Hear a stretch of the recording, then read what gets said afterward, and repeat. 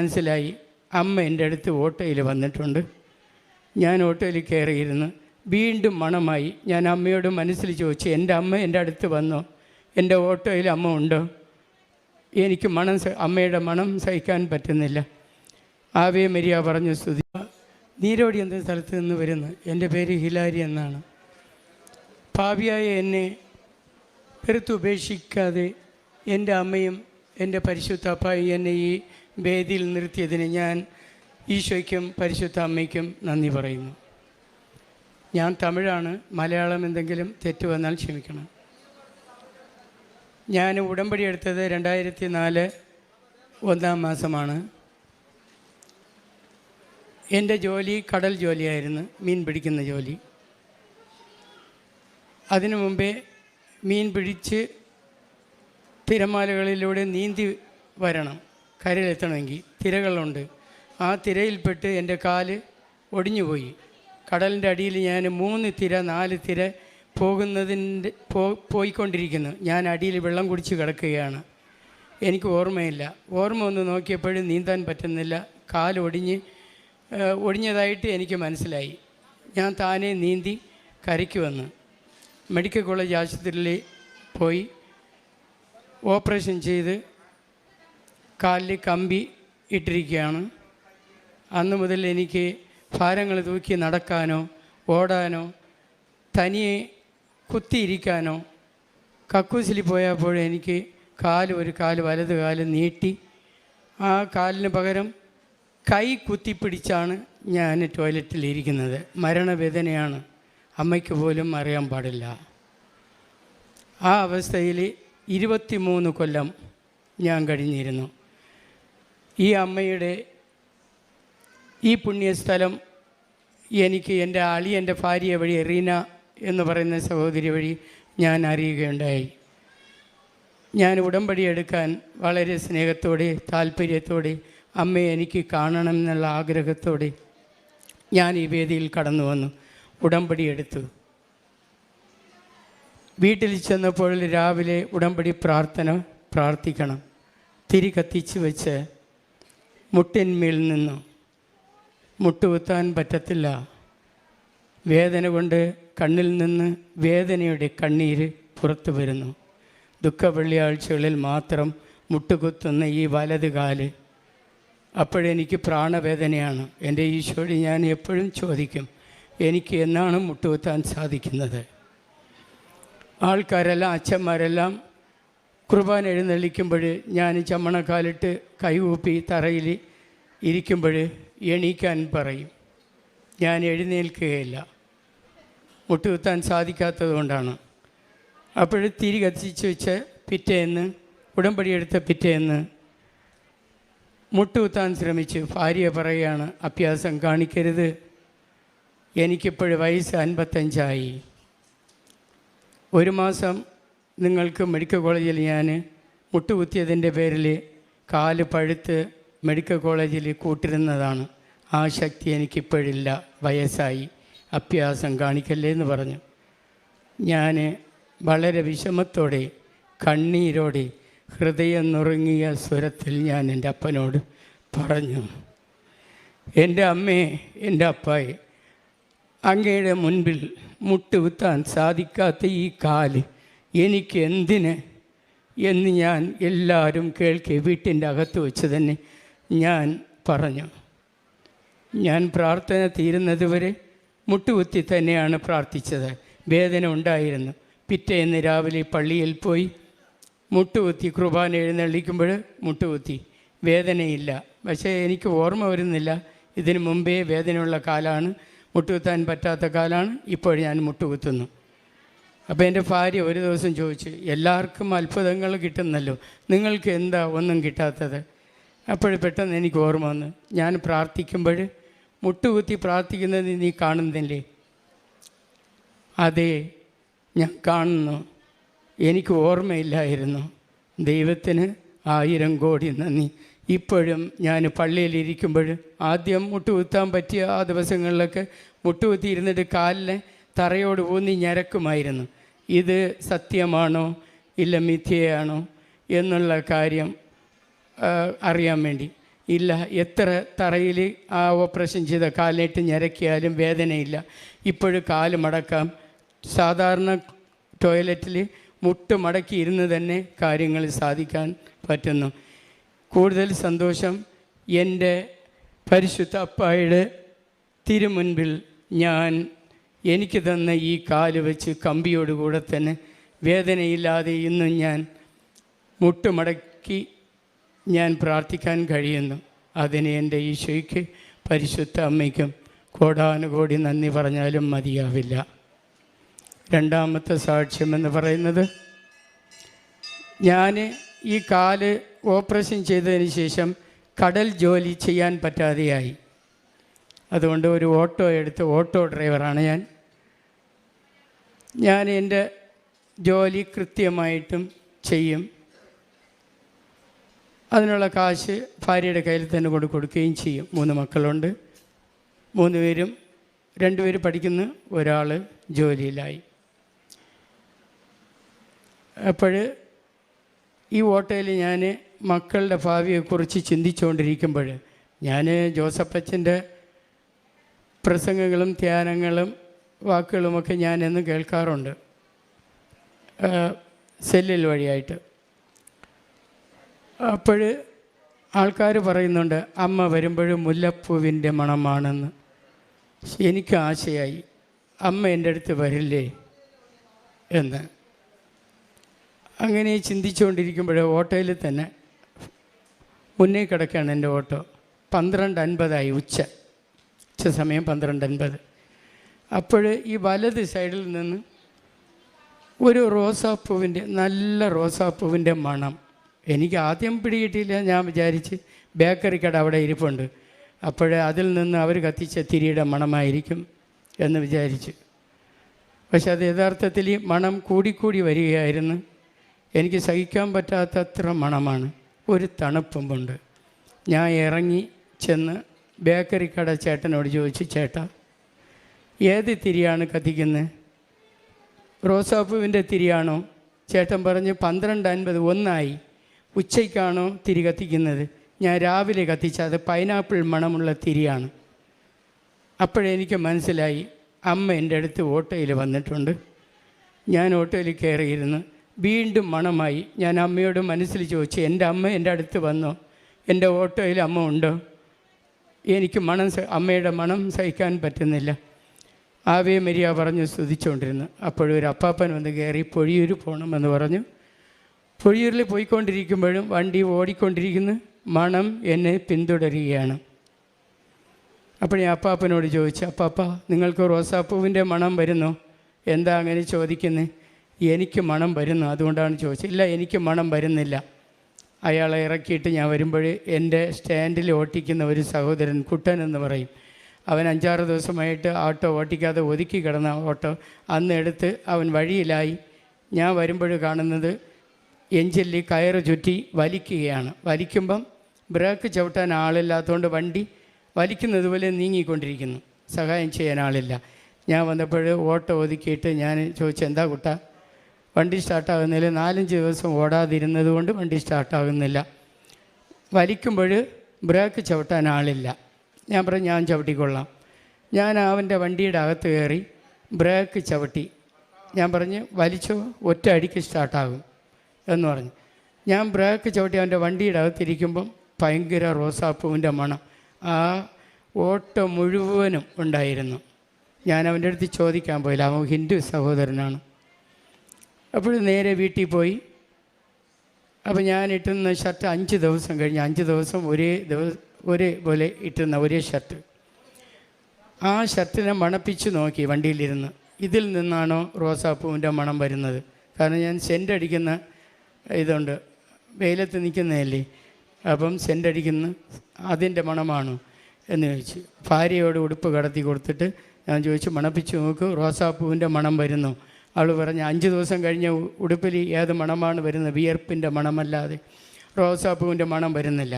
അപ്പോഴെനിക്ക് മനസ്സിലായി, അമ്മ എൻ്റെ അടുത്ത് വന്നിട്ടുണ്ട്. അമ്മയ്ക്ക് 1000 നന്ദി പറഞ്ഞു.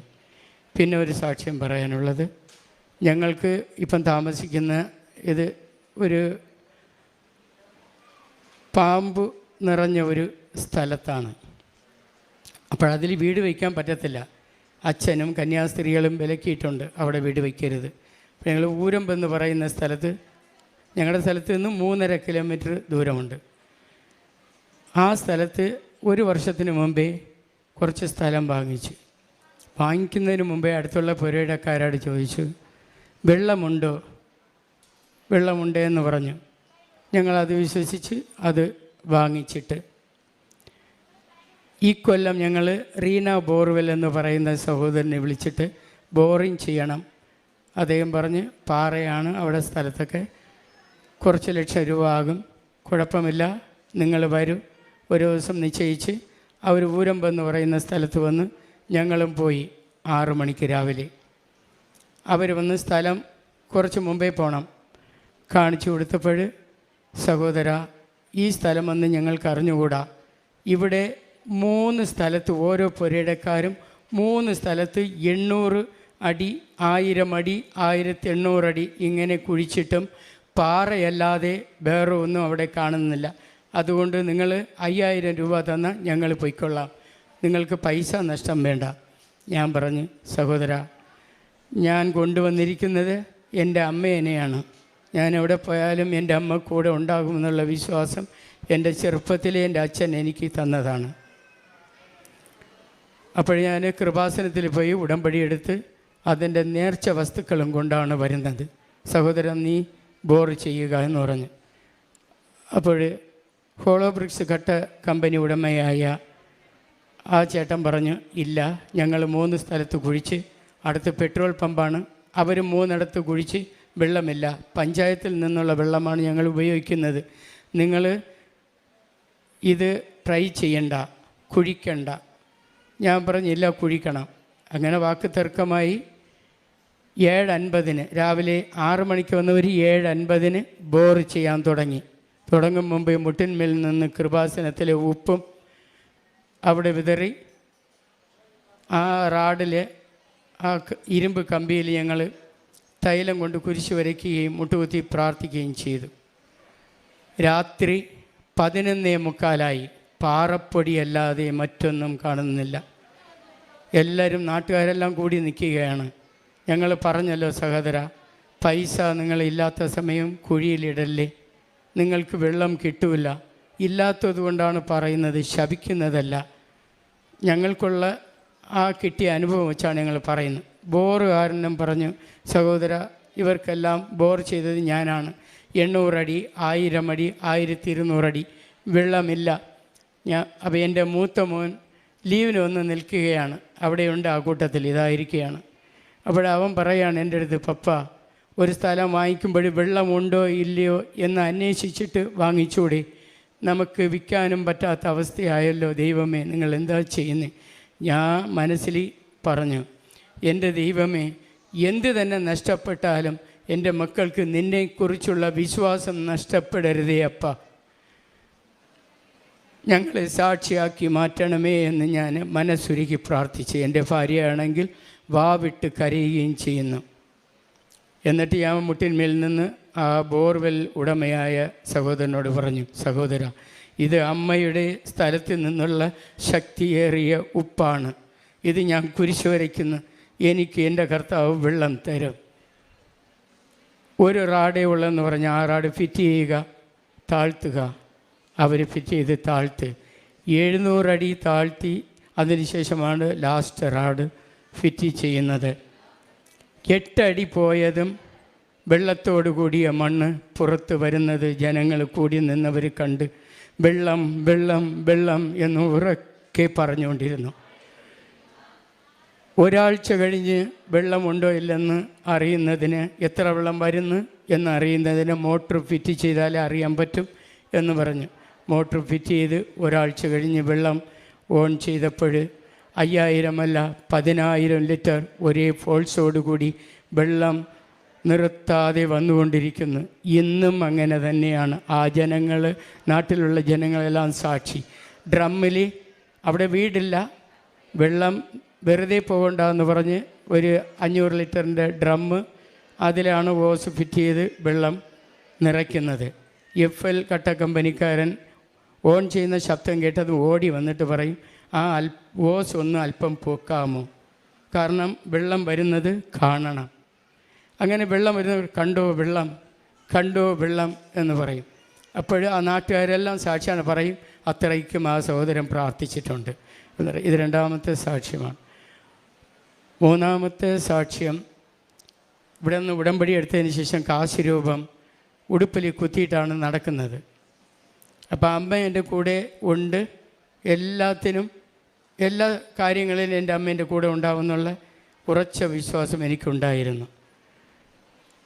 രണ്ടാമത്തെ മകൻ്റെ പഠന ചെലവിന് വേണ്ടി കുറച്ച് സ്വർണം ഉണ്ടായിരുന്നു, അതിനെ വിൽക്കാൻ വേണ്ടി നാഗർകോവിലിൽ എൻ്റെ ഓട്ടോയിൽ പോയിക്കൊണ്ടിരുന്നു. രാത്രിയാണ്, മണി 8:30 അടുപ്പിച്ചിരിക്കും. വലിയ കുഴി കാണുന്നില്ല, വന്ന് വീണ് ആട്ടോ മറിയുമായിരുന്നു. പക്ഷേ ദൈവത്തിൻ്റെ അനുഗ്രഹം കൊണ്ട് ആട്ടോ മറിഞ്ഞില്ല. ഞങ്ങൾ അത് കാര്യം സാധിച്ചിട്ട് വീട്ടിൽ വന്നു. പിറ്റേന്ന് രാവിലെ 6 മണിക്കുള്ള നിത്യപൂജയ്ക്ക് പോകണം. ഉടുപ്പെടുത്തിട്ട് കാക്കിയിലുള്ള കുത്തിവെച്ച കാശുരൂപം തിരക്കി. പിന്നു മാത്രമുണ്ട്, കാശുരൂപമില്ല. എൻ്റെ ഭാര്യ പറഞ്ഞ്, ഉടമ്പടി നിങ്ങൾ തെറ്റിച്ച് ജീവിക്കുന്നു. അതുകൊണ്ടാണ് പ്രിയപ്പെട്ട ജോസഫ് അച്ഛൻ പറയും, ഉടമ്പടി തെറ്റിച്ചാലാണ് കാശുരൂപം നിങ്ങളെ വിട്ടു പോകുന്നത്. ഞാൻ പറഞ്ഞില്ല, എൻ്റെ അമ്മയ്ക്കറിയാം ഞാൻ എങ്ങനെയാണ് ജീവിക്കുന്നതെന്ന്. ഞാൻ വിശുദ്ധനല്ല, എന്നാലും അമ്മയ്ക്ക് വിശ്വസ്തയോടെ ജീവിക്കാൻ ശ്രമിക്കുന്നു, ജീവിച്ചു കൊണ്ടിരിക്കുന്നു. അതുകൊണ്ട് എൻ്റെ അമ്മ എൻ്റെ കൂടെയുണ്ടെന്നുള്ളതിന് തെളിവ് നിനക്ക് ഇന്ന് തന്നെ ഇപ്പോഴും തരും. അപ്പോൾ പറഞ്ഞ്, നാഗർകോവിലിൽ പോയ ഉടമ്പടി കാശുരൂപം തിരിച്ചിങ്ങ് വരുമോ? ഞാൻ വളരെ തളർന്ന് വിഷമത്തോടെ പള്ളിയിൽ പോകാൻ സമയമായതിനാൽ ബീറോ തുറന്ന് 4 ദിവസം ഇട്ട് മടക്കി വെച്ച ഉടുപ്പിരിക്കുകയാണ്. അതിനെ ഇതുപോലെ ഫുൾ സ്ലീവാണ്. ആ ഷർട്ട് ഫുൾ സ്ലീവ്, എൻ്റെ മനസ്സിൽ പറയാണ്, ഫുൾ സ്ലീവിൻ്റെ അകത്ത് ഉടമ്പടി കാശുരൂപം ഇരിക്കുകയാണ്. ഞാൻ ചോദിക്കുന്നു, എൻ്റെ മനസ്സോട് തന്നെ ചോദിക്കുന്നു, അതെങ്ങനെയാണ് ബീറോയിലൂടെ കടന്ന് എങ്ങനെയാണ് ഒരു കാശുരൂപം പോകുന്നത്? നാഗർകോവിലിൽ പോയല്ലോ, അത് പോയത് തന്നെ എന്ന് പറഞ്ഞ്. എന്നാലും പറഞ്ഞ്, ഇല്ല നോക്ക്. അതിൽ തപ്പി നോക്കിയപ്പോൾ അത് കാശുരൂപം ഇരിക്കുന്നു. ഞാൻ എൻ്റെ ഭാര്യയുടെ കയ്യിൽ കൊടുത്തിട്ട് പറഞ്ഞു, ഉടുപ്പ് കൊടുത്തിട്ട് പറഞ്ഞു, ഇതാ കൈമടക്കിൽ കാശുരൂപം ഇരിക്കുന്നു, നോക്കൂ. നീ എന്നെ കള്ളനെന്ന് പറഞ്ഞില്ലേ, അമ്മയ്ക്ക് ഇഷ്ടപ്പെടാത്ത ജീവിതം ജീവിക്കുന്നതെന്ന് പറഞ്ഞില്ലേ, നീ നോക്ക്. ഇവിടെ നിങ്ങൾക്ക് എന്താ ഭ്രാന്താണോ? 5 ദിവസം ഇട്ട് ബീറോയിൽ മടക്കി വെച്ച ഷർട്ടിൽ കാശുരൂപം എങ്ങനെയാണ് ഇരിക്കുന്നത്, നീ നോക്ക് മോളെ. അവൾ നോക്കി, മുട്ടിന്മേൽ നിന്ന് മാപ്പ് ചോദിക്കുകയും ചെയ്ത്. എൻ്റെ അമ്മ എൻ്റെ കൂടെ എന്നുള്ളതിന് പാപിയായിരുന്നായി പോലും എൻ്റെ അമ്മ എൻ്റെ കൂടെ ഉണ്ടെന്നുള്ളതിന് തെളിവ് കാണിച്ചു തരുന്നതിന്, എൻ്റെ വിശ്വാസം ആഴപ്പെടുത്തിയതിനും അതിലൂടെ എൻ്റെ മക്കളുടെ വിശ്വാസം ആഴപ്പെടുത്തിയ ദൈവത്തിന് 1000 കോടി നന്ദി പറയുന്നു. വീണ്ടും ഒരു സാക്ഷ്യം പറയാനുണ്ട്. എൻ്റെ മകനെ കൊണ്ടുവന്നില്ല, ലാസ്റ്റ് മകനാണ്, അതുകൊണ്ട് സിസ്റ്റർ പറയണ്ടെന്ന് പറഞ്ഞ് 1000 കോടി നന്ദി ഈശോയ്ക്കും അമ്മയ്ക്കും ഞാൻ നേരുന്നു. കാരുണ്യ പ്രവർത്തനങ്ങളെന്ന് പറയുന്നത് സാമ്പത്തികമായിട്ടും വലിയ ബുദ്ധിമുട്ടിലാണ്. മകന് ജോലിയുണ്ട്, അത് രണ്ടാമത്തെ മകൻ്റെ പഠന ചെലവിന് വേണ്ടി പോകും. അപ്പോഴും ഞാൻ വണ്ടി ഉരുട്ടിയാൽ ജീവിതം മുന്നോട്ട് പോകും. അപ്പോഴാ അവസ്ഥയിൽ ആൾക്കാർ പലരും കയറുമല്ലോ വണ്ടിയിൽ. ഓട്ടോയിൽ കയറുന്നവരടുത്ത് ഈശോയെക്കുറിച്ചും പരിശുദ്ധ കന്യകാ മറിയത്തിനെക്കുറിച്ചും ഞാൻ പറയും. ചിലർ തർക്കുത്തരം പറയും, ചിലർ സ്വീകരിക്കും. ചിലർക്ക് പത്രം കൊടുക്കും, ഒരുപാട് പേർക്ക് കൊടുത്തിട്ടുണ്ട്. പിന്നെ കണ്ണനാകം എന്ന് പറയുന്ന സ്ഥലം ഞങ്ങളുടെ നീരോടി തുറയിൽ നിന്നും 1 കിലോമീറ്റർ അകലെയാണ്. അവിടെ ഹിന്ദു സഹോദരങ്ങളാണ് കൂടുതൽ. യേശുവിനെക്കുറിച്ച് അറിയാം, പക്ഷേ നമ്മുടെ സഹോദരങ്ങൾ ജീവിക്കുന്ന ജീവിത രീതി അവർ കണ്ടുകൊണ്ടിരിക്കുകയാണ്. മദ്യഷാപ്പിൽ എപ്പോഴും 24 മണിക്കൂർ നേരവും കുറയാതെ നമ്മുടെ ക്രിസ്ത്യാനികളുണ്ട്. അപ്പോൾ നമ്മുടെ ജീവിതത്തിനെക്കുറിച്ച് അവർക്കറിയാം. ക്രിസ്തുവിനെക്കുറിച്ച് പറയാൻ വഴിയില്ലാണ്ടായി അവർ തിരിച്ചു ചോദിക്കുന്നത് ഇതാണ്, നിങ്ങളുടെ ക്രിസ്ത്യാനികൾ ഇങ്ങനെ ജീവിക്കുമ്പം ആരെക്കുറിച്ചാണ് ഞങ്ങളെ പഠിപ്പിക്കുന്നത് എന്ന് പറഞ്ഞ് ജംഗ്ഷനിൽ ഞാൻ പത്രം കൊടുത്ത് ക്രിസ്തുവിനെക്കുറിച്ചും അമ്മയെക്കുറിച്ചും പറഞ്ഞുകൊണ്ടിരിക്കുമ്പോൾ ഒരു ഹിന്ദു സഹോദരൻ ഒരു ചവിട്ടി എന്നെ താഴെ ഇടുകയും 4-5 അടി അടിക്കുകയും ചെയ്തത് കണ്ടുകൊണ്ടിരുന്ന ഒരു ക്രിസ്ത്യാനി സ്ത്രീ ഓടി വന്ന്, ഇയാൾ അത്തരക്കാരനല്ല, അയാൾ അടുത്തുണ്ടായിരുന്നില്ല, ദൂരെ നിന്നിട്ടാണ് ഈ കാഴ്ച കൊണ്ട് ഓടി വന്ന് അത്തരക്കാരനല്ല, അടിക്കരുത് എന്ന് പറഞ്ഞു. എന്നിട്ട് എൻ്റെ ഓട്ടോയിൽ ഞാൻ കയറി. അതും അടങ്ങാത്തതുകൊണ്ട് ഓട്ടോക്കാരെ വിളിച്ച് ഇയാൾ ക്രിസ്തുവിനെക്കുറിച്ച് പറയുന്നു, നോട്ടീസ് കൊടുക്കുന്നു എന്ന് പറഞ്ഞു. അപ്പം ഓട്ടോ ഡ്രൈവർ വന്ന് പറഞ്ഞ്, സഹോദര ഇവിടെ നിന്ന് പൊയ്ക്കൊള്ളുക എന്ന് പറഞ്ഞു. ഞാൻ പത്രം കൊടുത്തിട്ട് ആ അമ്മ വാങ്ങിച്ച് അയാളെ തട്ടിയിട്ട് ആ പത്രം എടുത്തുകൊണ്ട് ഞാൻ എൻ്റെ ഓട്ടോയിൽ കയറി. ഊരമ്പെന്ന സ്ഥലത്ത് പത്രം കൊടുക്കാനായിട്ട് പോകുമ്പോൾ ഈ കൂടെ ഇരുന്ന സ്ത്രീ ചോദിക്കുകയാണ്, എന്തിനാണ് ആ സഹോദരൻ എന്നെ അടിച്ചത്? ഞാൻ പറയും, യേശുവിനെക്കുറിച്ച് എൻ്റെ അമ്മയെക്കുറിച്ചും പറഞ്ഞു കൊടുത്തുകൊണ്ടിരിക്കുമ്പോഴാണ് എനിക്ക് അടി കിട്ടിയത്. എനിക്ക് സങ്കടമില്ല, പക്ഷേ ഇതൊക്കെ പുതിയ അനുഭവമാണ് എനിക്ക്. അതുകൊണ്ട് മക്കൾ പറയുന്നത്, അപ്പാ ഇനി ഇങ്ങനെയുള്ള പ്രവർത്തനങ്ങൾ ചെയ്യല്ലേ, ഞങ്ങൾക്ക് നിങ്ങളെ വേണം. എങ്കിൽ ഈ കാരുണ്യ പ്രവൃത്തി, ഈ പത്രപ്രവർത്തകർ ഞാൻ ചെയ്യാതെ പോയാൽ എനിക്കത് ഈശോയെ വെറുക്കുന്ന രീതിക്കായി പോകും. അതുകൊണ്ട് എൻ്റെ ജീവൻ പോയാലും കുഴപ്പമില്ല.